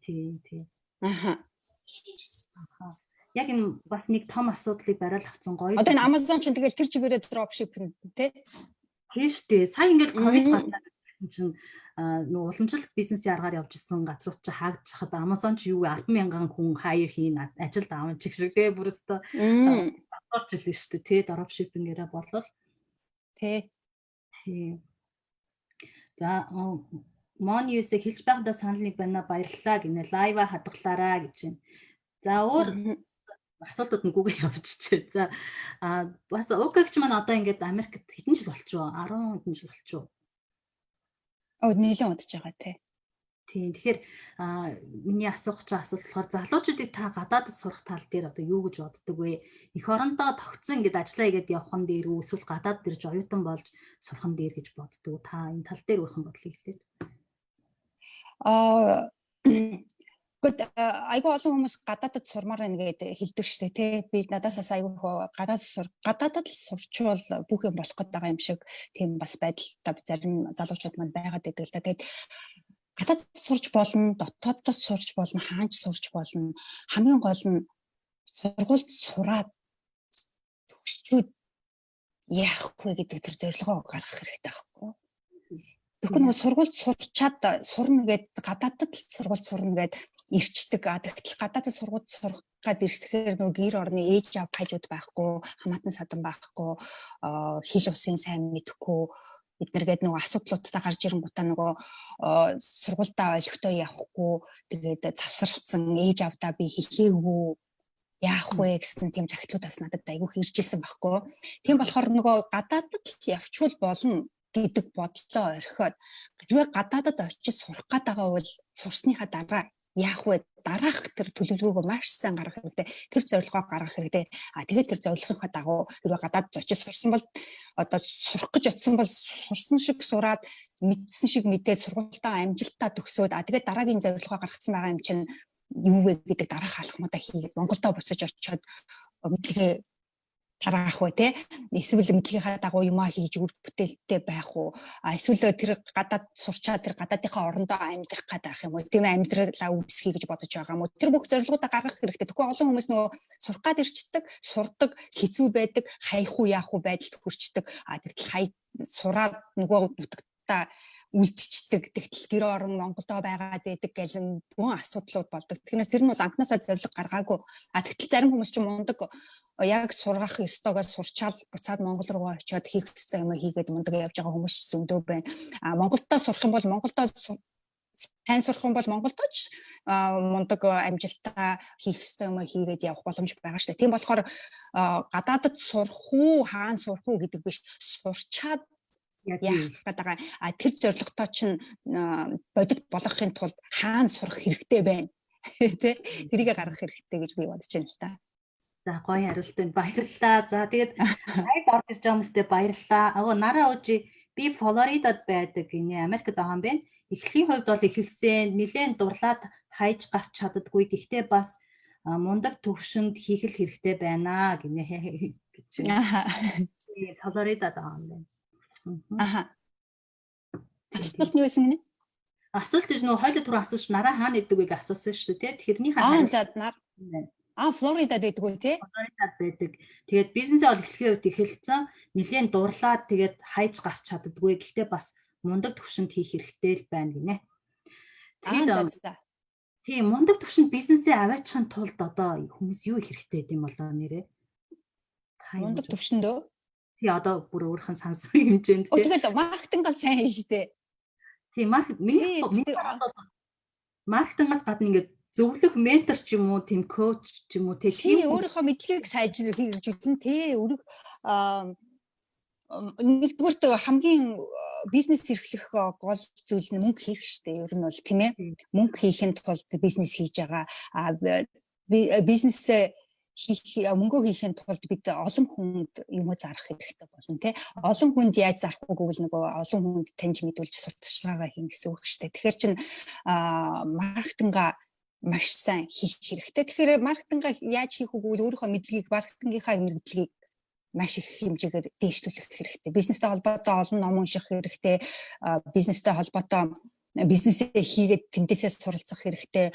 Мөн яг өөртөө чи адилхан тийм бизнес эрхэлж байгаа амжилттай байгаа бизнесүүд хаана юу байна тэрийг олж мэдээд ямар шоу системтэйгээр ажиллаж байна тэр бүгдийг нь сурч судлаад очоод асуусан ч болно тий ер нь хүмүүс өдрөө асуу ихэд хүмүүс энэ Америкт байгаа тохиолдолд бол хүмүүс их тусалдаг штэ. Монголд байгаа бол Монголд байгаа бизнес эрхлэгчдүүдээс асууж болно. Бас их туслан байх гэж би бодож байна. Тэгээ одоо хүмүүс чинь бие биендээ тусалдаг болчиход байгаа штэ. Өмнө алгаар нэг шинэ мэдчихэд хэлэхгүй нуугаад явдаг байсан бол одоо бол бүгдээрээ туслая, хэлий ярий гэдэг бүр тэгдэг болсон. Тийм болохоор туршлага солилцох хэрэгтэй тий. Амжилтаа яваа бизнесүүдийг судлана. Амжилтаа яваад байгаа бизнес эрхлэгчдийг судалж тэднэрээс суралцсан, номноос суралцсан, өөрийнхөө туршлагаас суралцсан. Яг үнэ хийж ажиллах юм байлээ л дээ тий. Ер нь бизнес. Нэг Тий. тусмаа туршлагажаал одоо энийг хийх ёстой юм байна, тэгэх ёстой юм байна тий. Одоо жишээлбэл нэг бизнес ялах гэхэд мундаг амжилтаа яг явж байгаа тэр бизнес өөрийн чинь бизнестэй адилхан тэр бизнес хаана байна гэдгийг олж судлаад мэдэнгүүт бид нар яг сошиал медиа дээр бид нар яг юу вэ яаж түгээж байна те YouTube дээр ямар байна ч гэдэг юм уу те эсвэл яг ороод очиод бүр дэлгүүрт нь очиж үзээ энэ дэлгүүр нь ямар байна ажилчдынх нь харьцаа нь ямар байна те юм худалдаж авч үзээд бараа нь ямар байна ямар шүү савлгаатай ирж байна гэх мэтчлэн бүхэл юмнуудыг судалж мэдлж үзэн гэсэн онлайнаар захиалж үзээд хэдэн хоногийн дотор ирж гин те тэгэхээр би яг энэ хэмжээнд болгохын тулд бизнес аваачихын тулд яах ёстой вэ гэж яг тэндээс эхэлнэ. Нэг бодлын бизнес чинь бас эрсдэлтэй гэж боддог боловч эрслээс л маш их сонирхолтой хүнийг бас их хөгжүүлдэг юм байлээ шүү дээ тий айгу сонирхолтой тий. Тэгээд нөгөө энэ тентхийн бизнесүүдийн нөгөө том цуглаанууд болдог шүү дээ тий.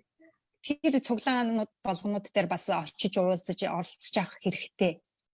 Зөв. Тий том одоо фитнес байлаа гэхэд фитнесийн тийм том газрууд Лас Вегас ч гэдэг юм ондоо газрууд үе болдог шүү дээ семинарууд энэ тэнд болдог. Тийм юмнуудад очиж үзэж хүмүүстэй танилцаж юм асууж бараа бүтээгдэхүүн харж их юм сурдаг байхгүй тийм газраас. Тийм бэ. Яг тийм маркетингаа ингээл хийгээл явж байхад чинь ч бас өөрийгөө нээж олох тохиолдол хүнд бас байдаг юм байна гэдгийг би сая нөгөө YouTube бичлэг хийж гэлснээс хойш мэдэж авсан. Хизээч тийм YouTube хийн гэж бодоагүй. Тэгэл яг YouTube-ийн тэр орчинд ингээд ороод ирсэн чинь амар өөр ертөнцид ороод ирсэн юм шиг надад тэгж санагдаад байгаа. Тэгснэ. Тэгээд бас энэ чинь амар өөр платформ байд юм биш үү? Би одоо ямар тэнийг харлага явсан юм бэ гэж бараг өөрийгөө бодож байгаа байхгүй тэр үедээ. Тэгээд анх би болохоор чамаагүй YouTube бид нар бүгднийг хийж байгаа л гэж би бодсон шүү дээ. Чи тийм бүгдийг хийж байгаа юм шиг л тийм байсан шүү. Нас хаад хийж гисэн гоё. Тэгээд орн хэрэгжүүлсэн байна тий. Яг энэ дээр жоохон чаленжийн сорилттой юм нь болохоор цаг гаргах хэрэгтэй юм билээ. Ер нь бол бизнестэй тий. Тийм. Тэгээд түрүүн бас асуусан байсан дасгал хөдөлгөөн одоо эрүүл мэндэд гоо сайхан тустай боловч хүмүүс хийхээс их залхуурдаг гэсэн та хариулсан тий. Ямар ч гэсэн л нэг гэрч хүчтэйгээр тэр афоризмудаа уншаад бяцлаглаа гэж хөдөлж хийж л байж ижил одоо өөрчлөлт. Тий, хөдөлгөөнтэй байж ижил ер нь хийхгүй ч гэсэн зүгээр босоод алхаад эхэлдэг байхгүй өрөө нөгөөрөө хувцас өмсөөл те зүгээр гарахгүй болох гэж бодоод байгаа мөртлөө хувцас өмсөөл яг ингээл гарах гэдэг юм шиг бэлдээд эхлэхэр чинь хөдлөөд эхлэхэр чинь арай өөр болоод эхэлдэг. Тэрнээс зүгээр диван дээр суугаад за дасгалаа хийчихвэл яах вэ гэж суугаад ивэл ерөөсөө яахгүй. Тэгэхээр ядчил босоол өрөөгөрөө яваал наашаас яашаа хувцсанраа өмсөөл бэлдээд эхлэхэр чинь бас арай ондоо хандлагатай болоод эхэлдэг. Тэгээд дасгал хийх чинь угаасаа өөртөө л өгж байгаа шүү дээ. Хүн өөрөө л өөрийнхөө эрүүл мэнд өөрийнхөө гоо сайхан өөртөө өгөх ганцхан сайн гоё өгөх юм чинь тэр шүү дээ. Тэгэхээр өөртөө өгч сурах хэрэгтэй. Өөрийгөө хайрлах хэрэгтэй тий.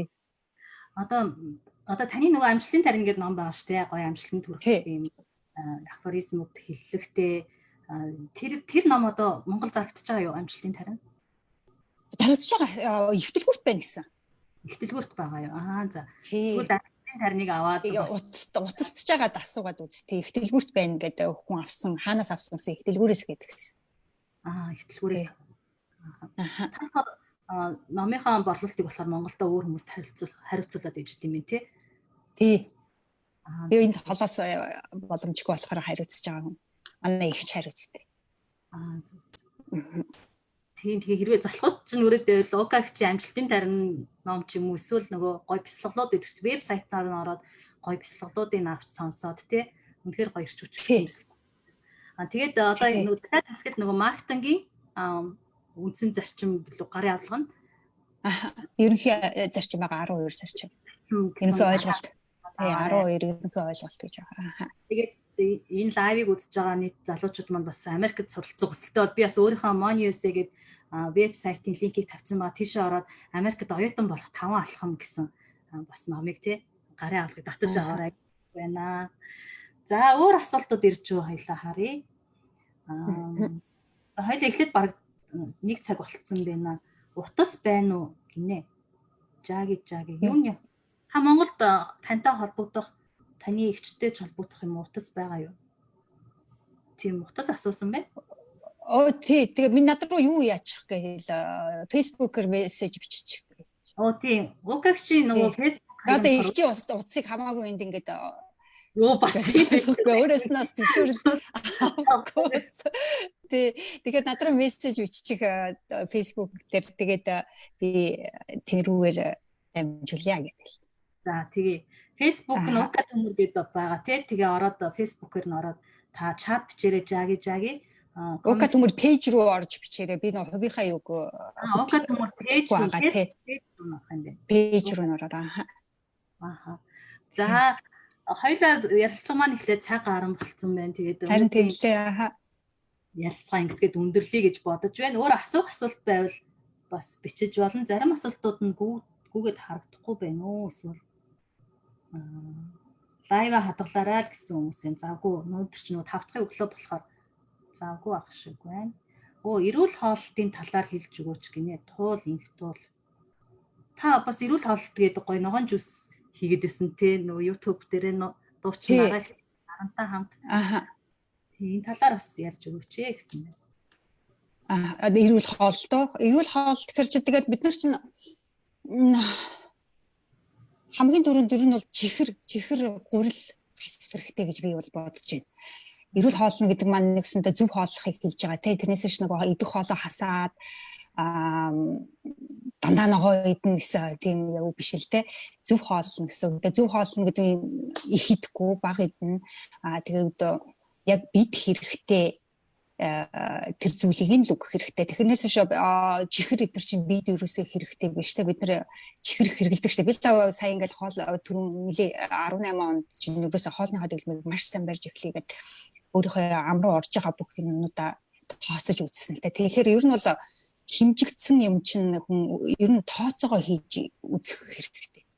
Ер нь бизнес дээр ч байна уу, дасгал дээр ч байна уу, хоолн дээр ч байна уу, ер нь амьдралаа өөрчлөе, өөрийгөө өөрчлөе, сайжруулъя гэж бодож байгаа тохиолдолд ерөөсөө байнгын тооцоо хийж явах хэрэгтэй. Бид нар мөнгөн дээр ч хүртэл тооцоо хийдэг шүү дээ. Мөнгөө хэрвээ харимжуулах гэвэл мөнгөө сайн тооцож сурч ижил далд хийж үж хаашаа гарч ийн хаашаа орж ийн гэдгээ тооцоо хийдэгтэй яг адилхан мөн өөрийнхөө бид орж байгаа хоолоо хичнээн хоол юу орж ийн гэдгээ өөрөө бичиж байгаа тооцох идж байгаа бүх юм бичих хэрэгтэй болж байгаа хгүй. Тэгээ би бичиж үзсэн миний бүр өстой хоол бараг идэхгүй байгаа гэж бодоод байсан чинь бүр яг ингээ жижигнэр ингээ идчихэж байгаа юм айхтар юм идчихэж байгаа байхгүй. Ерөөсөө зогсоо зайгүй иддэг байгаа байхгүй хүн. Ингээл зүгээр галтооны дундуур явхаар л нэг самар аваад амдаа өнгөчдөг. Ингээл яхаа нэг үзэм аваад хийждэг. Ингээл яхаа нэг юм уучдаг. Ингээл байнгын идэстэй байснаа хараад би бүр өөрөө гайхажсэн байхгүй өөрийгөө. Тэгэхээр өөрөө тооцоогоо хийгээд үзээрэй. Тэгээд яг тэр тооцоонууд орж байгаа тэр хоолнууд чинь аль нь илүү хоол вэ, аль нь илүү биш вэ гэдгээ тооцож үзэх хэрэгтэй. Тэгээд нөгөө хагас боловсруулсан бүтээгдэхүүн эднэр гэж яддаг шүү дээ. Processed food бүр нөгөө хийгээд бэлдсэн тийм processed food-нуудаас маш хол байх хэрэгтэй. Одоо тэр нь савлцсан зүгээр микрововнд хийгээл халаагаал идчихдэг бид нар тийм. Одоо нөгөө бэлэн хоол ч гэдэг юм уу эсвэл одоо тийм хоолнууд айгүйх бий болцсон шүү дээ. Одоо пицца гэхэд чинь шууд ингээл урьдчилаад бэлтцсэн зөвхөн халаагаад идэх зорилготой. Тийм хоолнуудыг бүр өөрөөсөө татгалзах хэрэгтэй. Ямар хоолнууд хэрэгтэй вэ? Яг л өөрөөсөө хийж иддэг сайхан whole foods-нууд байдаг шүү дээ. Ногоо, мах. Тэгээ зүгээр бүр 9 чихэр хэрэгтэй байгаа бол зүгийн болж жоохон хэрэгэлдэг ч юм уу тий. Тэгэхээр тэгээд дөрөөс нэг өглөө хоолоо идчихэл тэрний дунд нь юу ч идэхгүй байж байгаа л өдөр нэг хоол. Өдөрт 3 удаа гэхдээ дунд нь снакууд ер нь бол худлаал идэг хэрэггүй. Тэр снакнуудыг ер нь хасцсан дээр дунд нь идээд нэг юмуд байдаг шүү дээ тий. Ер нь бол жоохон хасцсан дээр тэгээл чихэр гурил хасах хэрэгтэй. Бидний нөгөө их иддэг бид нар чи багасаа нөгөө талах идээд өссөн хүүхдүүд байдаг их хөвчлэн гурил иддэг гурилтаа шул цөөн бууз хуушур бүгдээрээ нөгөө гурил ордог хоолно тэр гурил чинь хүний бие дайггүй юм уу? Тийм учраас тэр гурилыг бол хасах хэрэгтэй. Тэр гурилыг орлуулах өөр зүйлүүдийг будаа гэхэд чинь будаагаа ч гэсэн хасах хэрэгтэй. Ядаж л бор будаа хэрэгэлдэг ч юм уу те. Зүгээр махаа жижигхэн ногоотой иддэг ч юм уу. Мэтчлэн ядаж тэгтээ тэрийг тэгэл байнга идэх гэхэд аяг хүчтэй шүү дээ. Бид нар ч Монгол хүмүүс учраас бууз хуушураа байнга идэн. Тэгэхээр би яаж исэн бэ гэвэл эхний 5 өдөр хоолоо яс баримтлал тэгээ хагас бүтэн сайнаар болохоор өстой бууз хуушур тоортой чихрээ өстой юу л идмэрэн бүгдийг сайдаж аваараа гэж нэг 2 3 гэж орж зүгээр идчихэл тэгэл хаалгаа ажиж байгаа юм биш үү нэгдэх өдөр болонгод шууд хаалгаа барайл бүх нөгөө хоолуудаа дуусгаад бараг бүтэнсээ өдөр нь илүү маргааш илүү юм гаргаж болохгүй бүгдэн өнөөдөр айгуул маргааш идчих юм дахиад идэх болчин тийм болохоор яг л тэр өдөртөө идэх юм авч иддэг ч юм уу тэгэл тэгжил зохицуулахгүй бол тэр тооцоогоо сайн гаргаж иж зохицуулахгүй бол хүн дотроо нөгөө бодоод би идэхгүй байх нэгэ бодоод идэг. Тэгтэл яг үндэ бол өстой өчнөөнөр нь идчихийдэг аахгүй. Харин тий ялтчгүй одоо гурил би ч бас гурилгүй яж чаддгүй маа ерөөсө гурил идэхгүй бол бүр нэг юм дутагдаад аюу хэцүү аваад байхгүй чихнээс идэхгүй. За энэ нэг асуулт ирсэн. Сайн байна уу Укагчээ таны номыг одоо уншиж 7 бүлгийг дуусгасан. Би яг төвлөрөөд юм гэхээр байн уцаа барьж аваад цааш халах болчих юм аа. Би яах ёстой юм болоо гинэ. Тэр утас болох хэрэгтэй. Одоо нэг бүх хүмүүс уцаа бизнестэй өөрийгөө хөгжүүлэхэд хэрэгжилж чадахгүй байгаа тохиолдол өөрөөсөө дандаа цагийн гар зав авахгүй бүр өөрийнхөө цагийг бүрэн тааран хийж ин гэсэн. Нөгөө тамхи татдаг шиг л утас авдаг бүр тийм болчихж байгаа. Нөгөө тамхи татхаар хачин болох гэдэг нөгөө сошиал медиа руу орохгүй хачин болоод байдаг.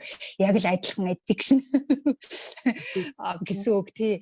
Тийм болохоор хэрвээ өөрийгөө утсаа айгүй хэрэгжилж ин гэдгээ мэдэж ин гэдэг чинь маш сайн хэрэг байхгүй. Тэр чинь ихний алхам. Яагаад гэвэл би ер нь энэ утас их оролдоод байдаггүй. Зарим хүмүүс мэдгүй хэрэглээд байгаа шүү дээ тий. Тэгэхээр чи мэдгүй хэрэглэж байгаа хүмүүс зөндөө байгаа. Тэгэхээр ядчил өөрөө би энэ утаснаас болоод юм хийж чадахгүй байх гэдгийг мэдэж гинэ гэдэг чи эхнийхээ алхмыг хийцэн байна гэсэн үг. Дараагийн алхам нь юу вэ гэвэл тэр утсан дээр ороод идэг илүү дутуу апнуудаа delete хийчихгүй бүр устгацсан дээрдүүд ер нь. Тэгээ яг юм хийхдээ утсаа нөгөө өрөөндөө бүр холоо оруулаад унтрахад тавьчихсан. Тий, хол тавьчих. Тэгэхгүй нөгөө яг юм ээж тийшээ хол явахаас хүн бас залхуурнаад. Тэгэхээр ядчил нэг шууд энд байх юм бол барьж авахын оронд тийшээ явах бостлоо бас нэг 10 минут ч гэсэн юм хийх байх л да. Тэгээ яг тэрийг байнгын тэгээд давтаад байх юм бол бас л нөгөө дадлан мань болно. Тэгэхээр жижигхэн тий. Яг үнэ.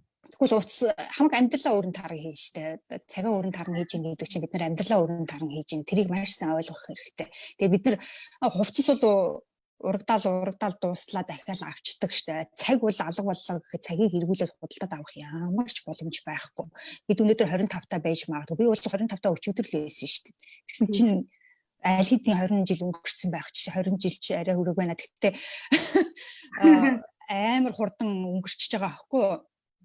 Тэгэхээр чин өнөөдөр 25 та надад цаг байна би залуу хүн байна гэж бодоо явж лаж гисэн цаг хугацаа бол өнгөрөөлөл өнгөрчдөг тэрийг дахиж авчирч ирж болохгүй учраас тэрийг бол бүр маш сайн хайрлах хэрэгтэй. Тийм сая 20 цаг одоо энэ Америкт байгаа ялангуяа Аз охтууд байна 20 эд дээр нэг бүр би хэдэн сая дагагчтай болцсон. Тэгээд англиар ярьдаг. Яг Америк өссөн л хүүхдүүд баг шиг байна. Гэхдээ тэдний энэ цагийн менежмент тэр бүтээгдэхүүнээс сурталчилж байгаа энтрийг хараад манай энэ Монгол хүүхдүүд яагаад бас ийм байж болохгүй гэж би бас ингээд амар хоошоор хөдлөөд идэг байхгүй юу.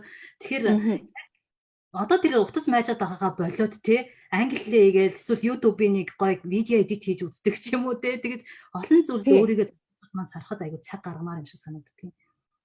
Тэг яагаад хүний юмыг үзэж цагаа өрөх гэж тэгээд өөр хүн чиний юмыг үзээд тэр хүн цагаа үржиж бас болно шүү дээ тий. Одоо миний хийсэн юмыг өөр хүн үзээд тэр хүн цагаа өрөөд байна уу? Гэхдээ тэр үзэж байгаа юм хэрэгтэй юм байна уу, хэрэггүй юм байна уу гэдгээс шалтгаалж илээ л да. Тэгэхээр сошиал медиа ороод өөрийгөө хөгжүүлэхэд холбоотой тийм юмнууд үзээд тэгээ өөрөө давхар хөгжөө явж байгаа бол болж шүү дээ. Тэр чинь тэрийг өөрийгөө хөгжүүлж амжилтанд хүрэхэд ашиглаж байгаа байхгүй. Хэрвээ тэгж чадаагүй зүгээр л өстой энд гэрлийн юу гаргачих, энэ юу гаргачих гээл ямар ч үйлдэл хийхгүй арга хэмжээ авахгүй үзээд авах юм бол тэр чинь цаг урсгаж байгаа байхгүй. Тэгээ өөрөө юм хийгээд эхлэхэр чинь өөрийнхөө мэдлэгийг нэмээд мөн ялгаагүй тэр хүмүүс хийгээд чадаад байгаа юм чинь ягаад тааж чадахгүй, хийж чадахгүй гэж тийм ээ чадах байхгүй яг хийгээл эхлэх хэрэгтэй. Эхлэх хэрэгтэй мэдээж тэгтээ нөгөө тэд нар чинь айгу мундаг болцсон байгаа шүү дээ. Хийгээд бүр туршлагаж жагаад бүр яаж хийдэг арга барилаа мэддэг болцсон бүр зураг хүртэл аль өнцгөөс авахд би илүү хөөрхөн харагдчихээн ч гэдэг гоё харагдчихээн. Тэргээ хүртэл айхтар мэддэг болцсон байгаа байхгүй. Бүр янзын гоё. Тэгтэл нөгөө наан би дүнгиж юм уу хийгээд эхлэе гэхээр бид нар амар гоё харагдаад байдаг. Миний авсан зураг гэхээр надад туршлага авахгүй юм чи биний хамаг ноо харагдаад аимшигын зураг би өөрийгөө авчиж гэж бодъё л доо. Тэгтэл нөгөө зураг тавих гэхээр өөрөөсөө хичээд тавихгүй байх жишээ те. Тэгэхээр яг нөгөө хүмүүс хараад чолно штэ те. Энэ ямар тэнэг зураг тавьчихваа гэж яриад ингэнэ ах гэж бодоол. Тэгээд нөгөө зураг тавихгүй, видеого тавихгүй хийх хүсэл байгаад байдаг. Өөрөөсөө хичээд хийж чадахгүй байгаа тохиолдлууд айгүй их байгаад байгаа аахгүй. Тэгэхээр өөрөөсөө хичих хэрэггүй штэ. Чиний анхны видео, чиний анхны зураг тэр хүний зуутах видео, зуутах зурагтай яаж адилхан байх юм бэ? Адилхан байхгүй штэ. Тэгвэл ядаж тэр хүний анхны зураг, анхны видеог үзчих эхлээд тий. Тэгээд тэр хүнийх ямар байсан? Тэгэх юм бол бас арай хийх урам орж иж магадгүй. Тэгэхээр тэр хүмүүсүүдтэй өөрсдөө харьцуулах хэрэггүй. Зөвхөн та өөрөө чи өөрөө яг юу хийх хүсэлтэй яах ёстой. Зөвхөн хийж байгаа юм дээр анхаарлаа төвлөрүүлээ бусдыг нь мартах хэрэгтэй. Хүмүүс юу гэж бодох болоо гэж дандаа боддог. Тэр хүмүүсийг мартах хэрэгтэй байгаа байхгүй. Чи өөрийгөө юу гэж бодож байна вэ? Та өөрийгөө юу гэж бодож байна вэ? Тэр чинь чухал. Энэ дээр анхаарлаа төвлөрүүлээ юм хийх хэрэгтэй байна. Бусдыг бол өөрөөс мартах хэрэгтэй. Шоолно уу, яана уу, муухай байна уу, муухай зураг тавьсан уу, чадаагүй юу, чадсан уу, өөрөөс хамаагүй байх. Яг зөв. Харин тийм Монгол яг ингээл юм их гэхээр яг тийм нөгөө нийгмийн айдас ч юм уу те бусад хүмүүс намайг юуг эхэлчих бол гэдгээс болоод ингээ хүмүүс ингээ бүр ингээ бие арай хүлээлтэнд ороод ямар ч бүтээлчгүй болсороо залуу насанд дуусчаад тийм шүү дээ тий хаасаагүй Монголд гэлжгүй Америк гэлжгүй дэлхийн аль ч үндэстэй байгаа хүмүүс яг л тийм байдалтай байгаа бүгдээрээ тэгэл цөөхөн хідэн хийсэн хідэн л цаашаа сайжрал улам мундаг болоод явж байгаа хийгүүн гүнүүд нь тэгэл хийх юмсаа гэсээр байгаа л хоцорч байгаа байхгүй. Тэгээ болохоор өөрөөсөө нэгээс л эхлэн штэ хүмүүгээс нэгээс л эхэлдэг учраас нэгийг л хийчих дараа нь хоёр дахь нь арай илүү гарна гурав дахь нь арай илүү гарна дөрөв дахь нь арай илүү гарна тий. Тэгэхээр өнөөдөр барьж аваад зөвхөн нэг л юмнаас барьж авах хэрэгтэй. Нөгөө олон юм хийх гээд нэг дороо олон юм хийх гээд байхгүй YouTube-д хийчмээр юм шиг подкаст хийчмээр юм шиг вебсайтаа хийчмээр юм шиг контент ч бичмээр юм шигтэй ингээ олон юм яхаж айлчгүй болчиход байгаа байхгүй. Яахын хэрэггүй өөрөөс нэгийг л барьж аваад YouTube байх юм бол ганцхан YouTube бичлэгээр хий өөр юу ч битгий хий тэрийг нэг хэд нэг 50 30 ширхэг хийсэн дараагаар учир нь олдон чи угаасаа туршлагацсан ба шаал ондоо болчин дараагийнх нь хийж болох байхгүй. Подкаст бол ерөөсөө микрофон микрофон байхгүй л яадгийн шууд утаснасаа утасныхаа спикерт яриад хураан штэ би юунтэйгээ ч гэсэн цуурайтуулаад хураан чи бодлоо штэ. Юу нь болохгүй гэж хийж л ах хэрэгтэй байгаа байхгүй. Тий компьютер онгоолгоод цуурайтуулаад арын дуушуу байсан ч гэсэн юу ямар хамаатай хэрэг үнэхэр хэрэгтэй өстой амар хэрэгтэй юм ярьж байгаа бол хүн өстой нэрээ ингэж байгаа цогцолтгоо сонсон шүү дээ тэрийг. Тийм болохоор чин заавал тэгж олон юм хэрэггүй нэг юм дасгалч гэсэн бодлоо ингээл олон дасгал руу умбал энийг чийчмээр тэрэг чийчмээр ядаргаатай гэртэ чийчмээр жимд чийчмээр гадаач хийчмээр ингээл энийг харахаар энийг хийшээж энийг хачгаар тийш хийчихээ тэгээд так шаардлага байхгүй ерөөсөө өнөөдөр зүгээр гидсний дасгал хийгээд эхлэх ерөөсөө эмэгтэйчүүд бол ерөөсөө хөвлийн дасгалаас эхлэх хэрэгтэй хөвлийн дасгалтай гэртэ хийж байгаа хүүхдээ унтуулж байгаа. Эсвэл хүүхдтэй газар гидсэн дээр хүүхдээ суулгаж байгаас ч хийсэн боллоо шүү дээ. Хүлээд дэшин дорсон үргээд тийм завгүй байгаа. Тэгэхээр чи ерөөсөө нэг дасгал хий. Ерөөсөө нэг дасгалыг ууланд уулуудаа авирах дасгал гэдэг шүү дээ. Нөгөө гараараа ингэж планк маягтай хийж аваа хөлөөрөө ингэ гүгээд идэг тэр дасгал. Тэрийг өдөр болгон 3 минут хийгээд үзэлтэй тийм ээ. 7 хоногийн дараа ямар болох нь 2-7 хоногийн дараа сарын дараа ямар болох вэ? Нэгэн дасгалыг 3 минут өдөр болгон хийх хэрэгтэй байна. Бус дасгалуудыг бүр март тэгэхээр бол ерөөсөө үр дүнгээ үзээд эхлэх хэрэгтэй те дасгал дээр одоо подкаст хийсэн чи видео хийсэн вебсайтаа болсон чи үнгүү нэг блог нэгээд авчих яаж ижаад ахаа ихчээ хинээ гүйж байгаад уука чи ч гэсэн над руу ч гэсэн бичээд уука чи блог нэгээд үчгэл над руу өстө 100 удаа загтлыг бичих юм бол би яах юм за тэр 100 хүн бичлээ гэж бодъё тэр 100 хүнээс нэг юм ч гэсэн би бас блогта болчихсон гэж бодоод бас хогдол зааж өгнө штэ тэгэхээр чин яаж иж байгаа нэг блогта болцсон тохиолдолд блог дээрээ бас ороод нөгөө нэг контент бичээл тэрийг 2 контент бичээл 3 дахь бичээл ингээл эхлэх хэрэгтэй байгаа байхгүй тий таны нөгөө нэг супер 6 тийм ээ супер 6 гэдэг дасгал хэмжээ булчингийн дасгал тий булчин дасгал тэрийг би бас авсан шүү дээ тий 21 хоног тэгсэн тэгэхээр Яг тэр дасгалыг би 21 хоног яг үндэ хийж чадаагүй. 7 хоног л хийсээ. Аа. 7 хоног гэхэд надад амар үр дүн өгсөн тэр дасгал. Би 3 жил хийсэн тэр дасгалын дараа. Өөрөөсөө өөрийгөө би эзэж ингээд 10 хоногийн дотор ингээд 3 жил турж ирсэн надад туршлага байхгүй. Би ингээд ингээд тийм ч их жинтэй биш. Гэтэл бас нэг өөрийнхөө нэг хүссэн хэмжээнд очичмоор нь штэ тий. Одоо тэрэндээ айгүй ойрхон одоо дахиад их юм бол ч гоё болохоо. Тэгээд тэр хэвлийн булчингийн дасгал боллоо. Бид нар чинь би өмнө яадаг байсан гэхээр өдөр болгоо ингээд нэг дасгалаа л хийгээд идэгсэн байхгүй. Тэгээд үр дүн өгөхгүй болохоор залхаа заавал хийгсэн чинь таны тэр чинь болохоор өдөр болгон чи өөрөө дасгал хийж явах хэрэгтэй юм биш үү тий. Хэвлийн булчин. Тэгсэн. Тэгж хурдан үр дүн төрөгдөг. Тэнгэр конфьюз хийж. Тийм тэгэл яг ингээд компьютераа нэгээл УК-г дасгалаа хийгээл яг л надад зориулагдсан юм шиг юм бичлэгүүд байгаа шүү дээ тий. За өнөөдөр энэ бичлэг тэр бичлэг нэглэгээл тэгж явбал бас айгүй үр дүнтэй санагдсан надад тэр хэвлийн булчингийн дасгалууд нь.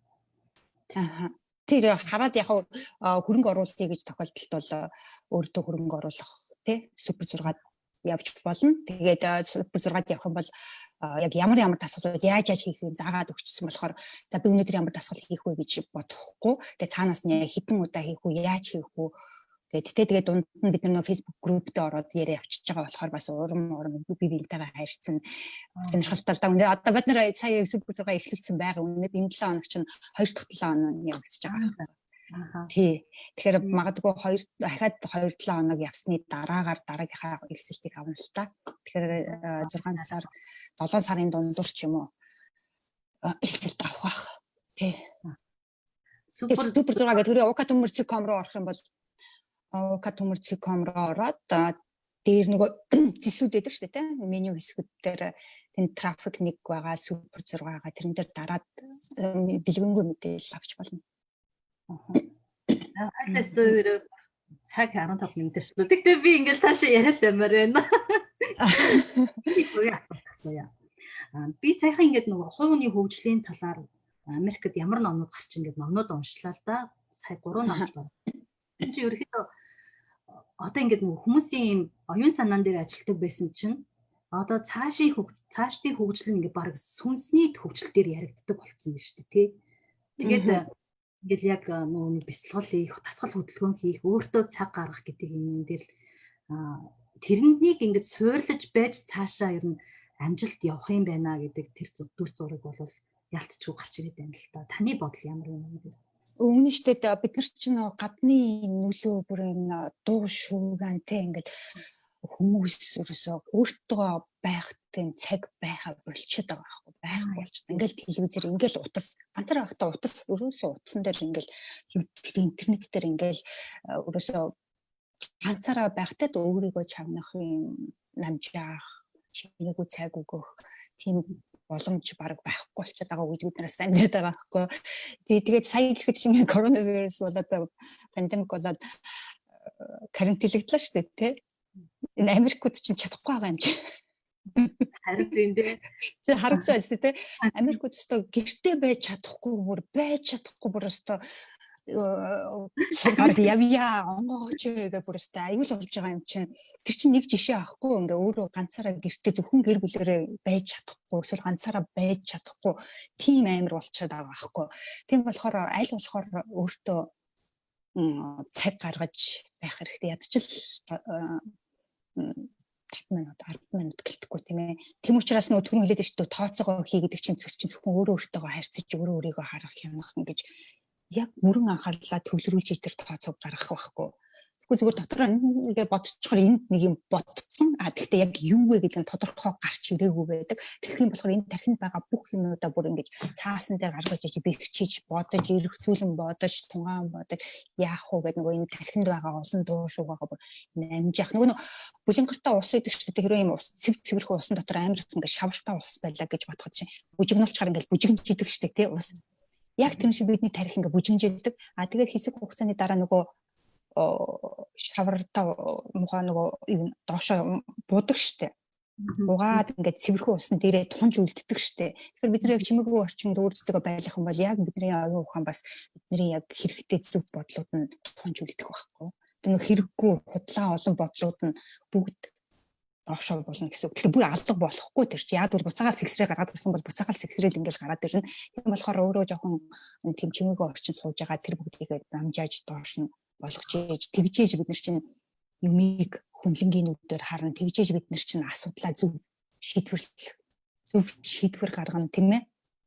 Их мэдчлэн маш их давуу талтай. Тийм болохоор ямар нэгэн байдлаар чимээгүй тэр цагийг зүгээр цаг өөртөө оруулах хэрэгтэй.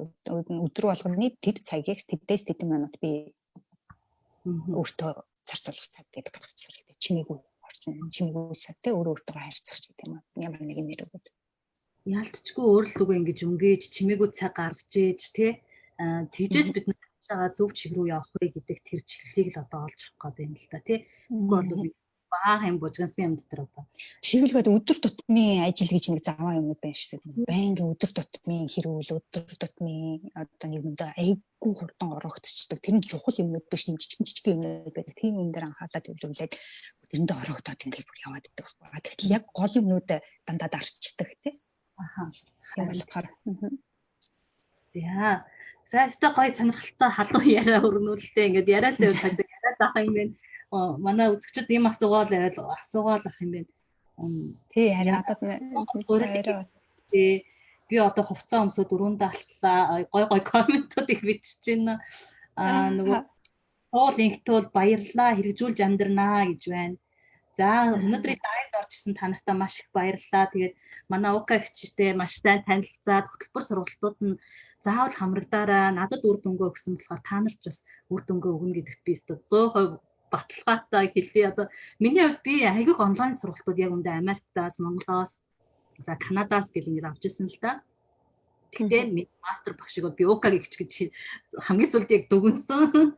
Үнэхээр яг хүн юмаа зааж сэтгэл зориулдаг яг онлайн сургалт хөтөлбөр гэж яг ийм байх ёстой биш үү гэдэг тэр гоё ухаалтгүйгтэй ойлголтыг надад яг ингэж ойлгуулж өгсөн бол манай УК-гч байгаа. Тэгээд та нар баярлалаа. Хамрагдаараа блог, YouTube-ийн орж сонирхож үзээрэй тийм ээ. Тэгээд энэ сайхан цагийг манай залуучууд гаргасан таньда маш их баярлалаа. Цаашдын ажил хөдөлмөр одоо эрүүл энд бүх зүйлд нь сайн сайхан хүсье өрөөё. Тэгээд маш их баярлалаа. Орж ирсэнд маш их баярлалаа. Тэгээд надтай харьцсан тэгээ пэйж дээр мессеж бичиж харьцаж болно. Тэгээ цааш тэгээ миний нөгөө uka.com руу ороод имэйлээ бүртгүүлээрээ бүртгүүлсэн тохиолдолд би хизээ сургалт болох уу, яах уу тэр бүгдийг нөгөө имэйлээрээ цацчихдаг болохоор холбоотой байна гэсэн үг л дээ. Тэрээр юу болж ийн яаж ийн гэдэг шинэ мэдээлүүдээ би бичлэхээрээ бас дандаа цацна. Хоёул энэ гоё юм яриаггүй байна л да. Имэйл маркетингийн тухай ярих мартсан байна. За яг таны сургалтанд ороод дараа бол тэгээ дараа ярив. Харин тий. Дараа хоёулаа дахиад хийж болно шүү дээ, тийм ээ. Тийм байна. Маш гоё. Халин залуус маань маш их гоё ирч хүчийг авсан байх. Олон зүйлийг ойлгосон. Чи хүмүүсээс ирсэн асуултуудыг тэмдэглээд авчих бүгд дээр ингээд тэгээ дараа нь тэр зөвхөн тэр асуултанд хариулах маягаар бас лайв ч юм уу эсвэл хоёулаа видео хийдэг ч юм уу тийм бас хийж болно шүү дээ, тийм ээ. Эсвэл над руу явуулчих болноос.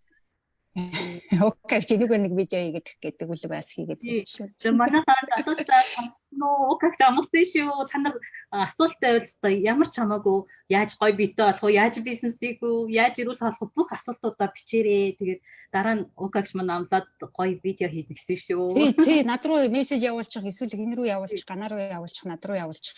Тэгээд 1 2 гэж яагаад хийгээд эхэлчихээ л та тэгвэл ийм болж байна тий. Тий. За баярлалаа залуусаа өнөөдрийн лайвд итгэвтэй байна. Танартай бүгдээр нь амжилт хүсье. УК-гчтэй бас маш их баярлалаа. Үнэхээр сайхан амраа. За маш их баярлалаа. Намайг өрсөнд маш их баярлалаа Ганаад заяа. Танаа үзэгчдэд бас баяр хүргэе, амжилт хүсье, баярлалаа гэж хэлмээр байна. Баяртай. За би стоп лайв хийлээ. Тэг.